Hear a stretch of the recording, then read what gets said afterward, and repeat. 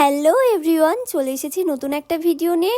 আর অনেক দিন পর আজকে গেট রেডি ভিডিও করছি। আর আমার হাতে যে শাড়িটা দেখতে পাচ্ছ, এটা হলো আমার মায়ের শাড়ি। এটা 24 বছরের পুরনো আগেকার শাড়ি। তোমরা অনেকেই বলেছিলে দিদি মা বাবাকে নিয়ে একটা ভিডিও করো।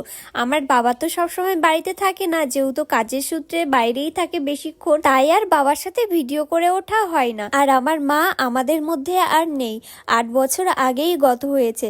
তখন আমি অনেক ছোট ছিলাম। আর জানো তো, এই শাড়িটা মা একবারই পরেছিল, তখন আমি হইনি। ফটোতে দিদিকে, মাকে, বাবাকে একসাথে এই শাড়িটা পরে আমি দেখেছিলাম। মা এই শাড়িটা অনেক যত্ন সহকারে আলমারির মধ্যে তুলে রেখেছিল। সত্যি কথা বলতে, শাড়িটা যখন পরছিলাম মায়ের কথা খুব মনে পড়ছিল, মাকে খুবই মিস করছিলাম। তো যারা যারা আমার মা বাবাকে নিয়ে ভিডিও দেখতে চেয়েছিলে, মাকে তো আর ভিডিওতে নিতে পারবো না, আর বাবাকে আমি কোনো একদিন ভিডিওতে নিয়ে আসবো। গল্প করতে করতে আমি ফুল রেডি হয়ে গিয়েছি। এবার তোমরা আমার ফুল লুক